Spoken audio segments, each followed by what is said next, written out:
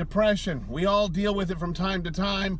I deal with it a lot. You may deal with it a lot. Let me share with you some coping strategies. You want to improve your classroom management skills? Do you want to increase your student engagement? How about amplifying student success? You have come to the right place. Welcome to Things That Work.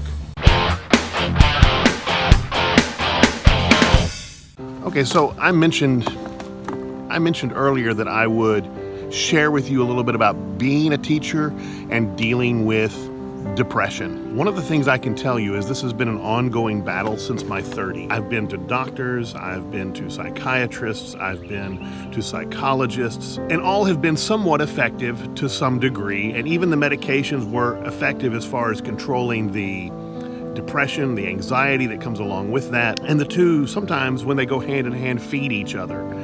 So you're depressed for no real reason, and you start to feel kind of bad about not having a reason, and you get anxious about that. At least for me, I get anxious about that, and I start getting more depressed because I'm anxious, and more anxious because I'm depressed. It's one of those vicious cycles that just goes round and round and round and feeds itself for forever. Right now, this is the Sunday before the day we receive students in our classrooms. My anxiety is high. We did not get into our classrooms until late Thursday. And at that time, there was some question as to whether we would even get in then, and it might not even be until today. Luckily, that wasn't the case. Luckily, we were able to get in the classroom Thursday afternoon. So Friday, I could bring my stuff in. I spent most of the day yesterday setting it up.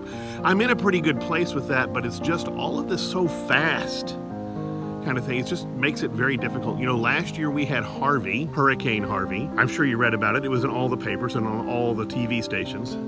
And that caused us to rush to get our classroom student ready. And then we were gone until September 11th, which was our first day back after the storm. That was also a stressful year and anxiety-ridden and depression-filled and all that kind of stuff. I don't see this as a lasting kind of thing where I'll be depressed for a long period. But the anxiety I'm feeling, it has pushed me to kind of a feeling of solitude and being alone and isolated when I'm not. So I was going to tell you about my doctor visits. I've been on lots and lots of different medications. And I'll talk about some specific ones later, but they all do one thing that I just can't have happen. So I have to try everything I possibly can before I go back to medication. And what they do to me is they stifle my creativity.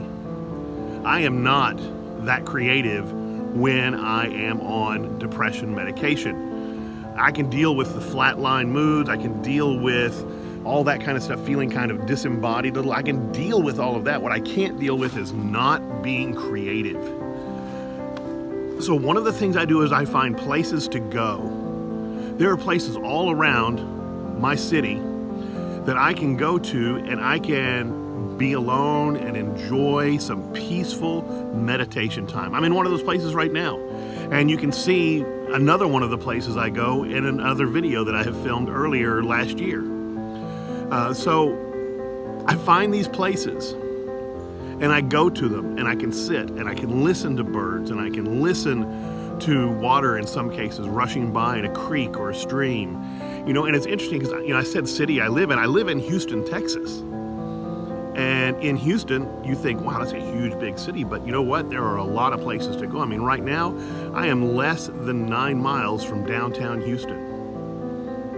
And yet, I am sitting here in the forest, no visible streets, no visible buildings, and there is a sound of traffic in the background, kind of. There's a creek right behind this camera, and it's really nice. I can sit here. There's a bench out here. This was an area that I discovered that is converted into kind of a place for a preschool nearby to have outdoor classes, but they don't use it, so it's kind of run down. But it's really nice. It's really quiet. I can sit in these places and recharge myself for 4 or 5 days worth, just in an hour. And this is one of the things I do to cope with ongoing depression. Right now, I'm in a pretty good place. The depression is not overwhelming, it's just there. And for a lot of times, it's just always there. I encourage anyone who is suffering from the kind of depression and anxiety issues that I suffer from, my first response to you is go to a doctor. My second response is find someone who will listen to you talk, who will not judge you and tell you things. You don't have any reason to be, oh, it'll just get better, blah, blah, blah, blah, blah. Find someone who will just listen to you and maybe even pretend to understand whether they do or not. But find someone like that who will take the time to listen to you talk about how you're feeling. But the third thing is you have to talk about it. You have to share what's going on. If you keep it bottled up inside, it's going to find a way to bust loose and it's not going to be pretty. These are things that I know from experience. I have been doing this now for well over 20 years, and I look back at the past when I was a youth, when I was a teenager, when I was in high school, and I can see evidence that I probably was suffering from various forms of depression during that time as well. I don't think it's the same as what I have now, but it definitely was in existence in some way. So as I take you through my journey over this next year in dealing with depression, as well as sharing educational tips in my Alphabet series and in the Trends in Education series and the occasional weekly updates as to what's going on in my classroom, I'm also going to be including a video of how I cope and how I deal with this depression issue in my life in addition to teaching. I don't ever want to get that tag of the depressed teacher, but the fact is, if my sharing this can help someone else, then this will be worth it, even if I end up tagged as the depressed teacher. I enjoy learning with you. I enjoy teaching with you, and together we can take over the world.